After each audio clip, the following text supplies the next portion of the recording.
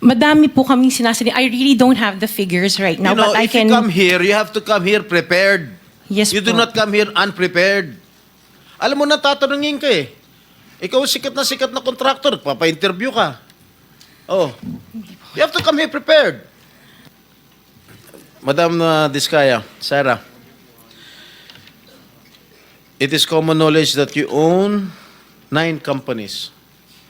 Namely, St. Gerard, St. Timothy, Alpha and Omega, Elite General Contractor and Development Corporation, St. Matthew, Great Pacific Builders, YPR General Contractor, Amethyst Horizon Builders, and Waymaker OPC. Am I correct? Yes po. Hanggang ngayon, up to now, you own these 9 construction companies? Yes po. All right. Since you started securing contracts from the DPWH, since kailan kayo nag-umpisa? 2012? DPWH? Yes. Yes po, At 2012. pag-usapan muna natin yung 2022 hanggang 2025. Ilan na po yung naging projects nyo sa DPWH?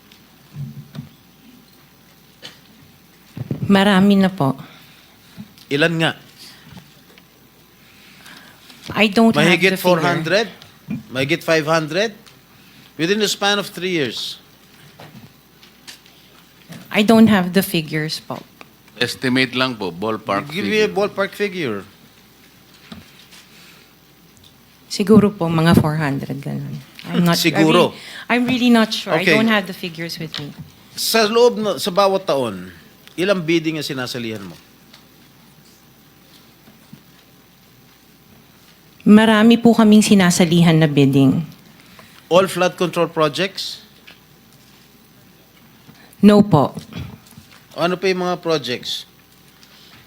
Buildings, kalsada, Nationwide or only in Metro Manila? nationwide po. Nationwide. All right. Pero yung bulk ng mga projects na award sa ng DPWH, mostly sa Metro Manila. Am I correct? Hindi po, sa probinsya po. Sa iba-ibang lugar. No, the bulk of your contracts. Here in Metro Manila? No po, outside Metro Manila ang Where, marami. where na. outside? Where outside of Metro Manila? We have in Romblon, Cebu, Bohol, Bacolod, Zamboanga. Hindi naman po kami namimili ng lugar. Migos Project? Wala po. Sigurado ka? Opo, Kaya nanood definitely. ka dahil pag meron kami ma-discover na may ghost project, pakukulong kita rito. Minimum totoo. Wala po talaga. Meron ka mga pictures na lahat ng mga proyekto ginawa mo? Yes po, meron po kami. Lahat ng mga 400 projects, meron kang litrato? Yes po. O i-submit mo rito sa committee. Okay po. Okay. Sa mga bidding na sinasalihan mo ng mga kumpanya mo, itong siyam na kumpanya, ilang beses kayo nanalo? At ilang beses, kung natatalo rin kayo sa Actually, bidding, I ilang don't beses kayo have the natatalo? actual figures, pero sa napanalunan, very minimal lang po talaga, mga 2%. Pero ang dami namin projects po na sinasalihan na bidding. So, sa loob ng isang taon, pag nagbibidding isang kumpanya mo, halimbawa itong ano ba yun? Yung Alpha Phi Omega, ilang beses kayo nagbid sa isang taon at ilang beses kayo nanalo? Madami po kaming sinasali. I really don't have the figures right now, You know, but I if can... you come here, you have to come here prepared. Yes You do po. not come here unprepared. Alam mo na, tatanungin ka eh. Ikaw sikat na contractor, papa-interview ka. Oh. You have to come here prepared. Your Honor, I am prepared for the flood control projects that you are mentioning. I have the statistics of how many I bidded and how many I lost and how many I won. Okay, you mentioned it to us right now.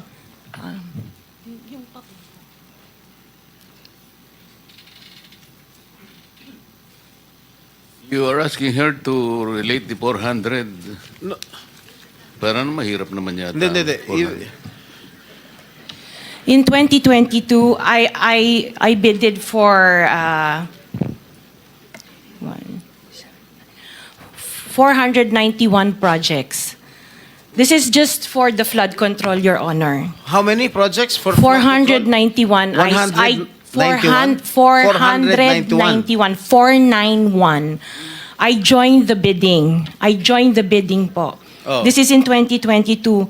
I only got 71 projects from the 491 na sinalinan ko po. 71 only. How many companies?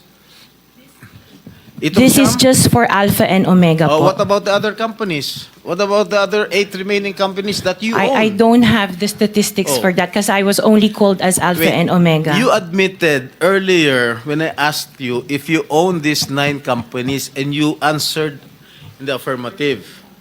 Right now I'm asking you kung ilan yung 71 71 flood control projects na napanalunan ninyo. Now you're only speaking in behalf of Alpha Phi Omega. Eh kanina sinabi mo ikaw may-ari ng Siyam. Why can't you answer in behalf of the 8 remaining companies? Kasi po, yun lang yung na-prepare po namin for today's hearing. Oh, what about the representative of the other construction companies? Itong si Rimando. Oh, how many? You're representing St. Timothy. Good morning po, Mr. Chairman. For St. Timothy Construction po, we have 145 projects. Flood control projects. Yes, Mr. Chair. Since Since 2022, up to the present as we speak, 122. 145. Excuse me? 145, Mr. Chair. Napanalunan ang na-award sa inyo 145 flood control projects. Yes, Mr. Chair. Napanalunan niyo 'yan. Yes, Mr. Chair. So, all in all, dun sa 8 companies, ilan? Dun sa 9 companies, hindi nyo alam?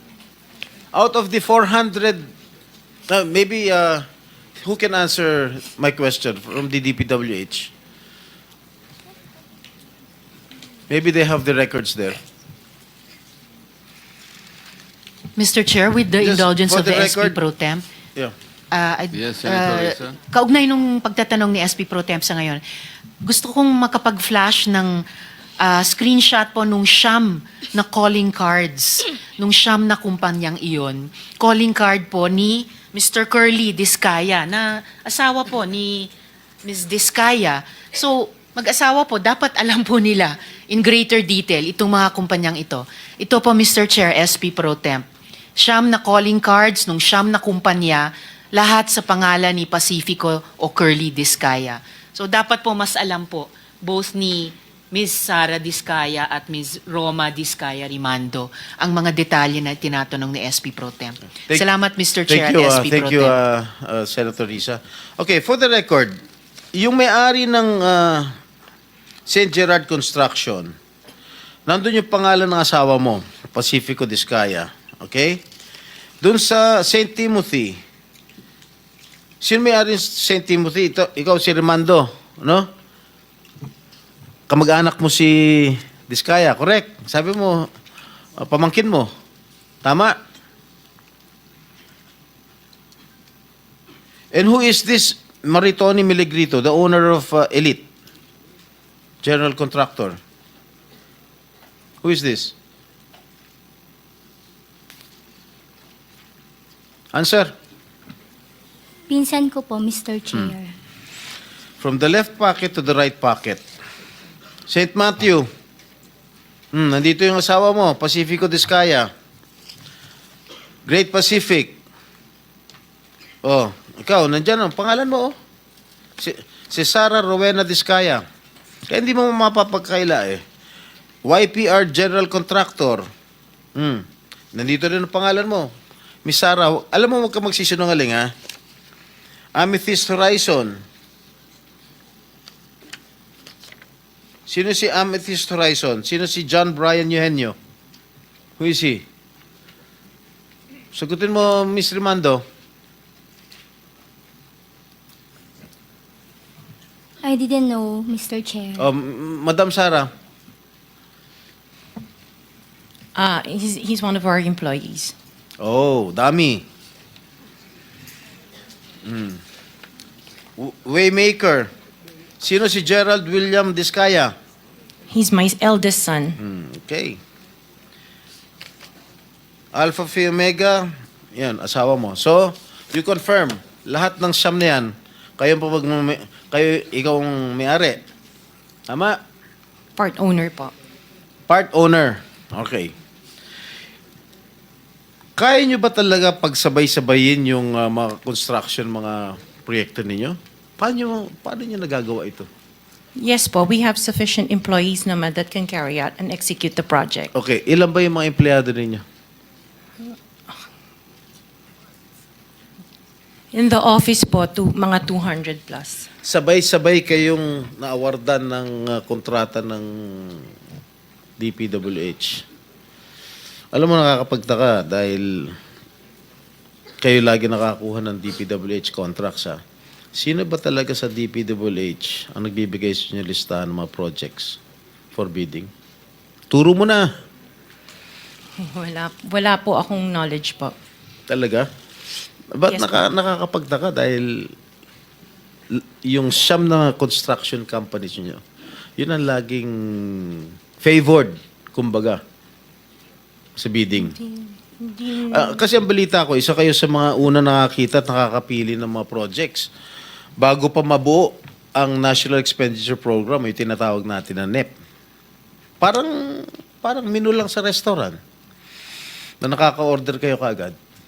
Sino ang point person nyo sa DPWH na nagbibigay sa inyo ng informasyon na ito, o para sa inyo, ito para sa kanya? Sino? Sir, wala po akong nakakausap po. Wala kang kilala sa DPWH. Wala po. Hindi kami maniniwala niyan, wala kayong kilala sa DPWH. Meron ako yung mga engineer, yung mga district engineers siya.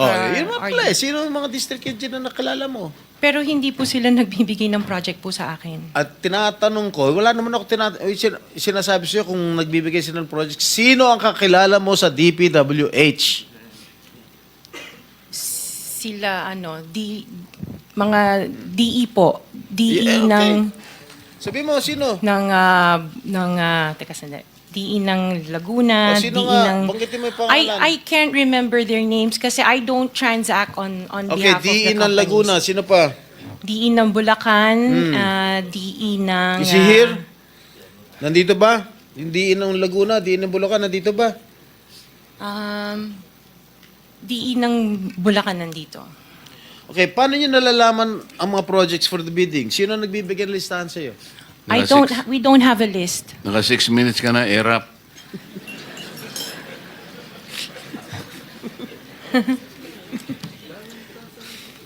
Okay, I don't have a list po.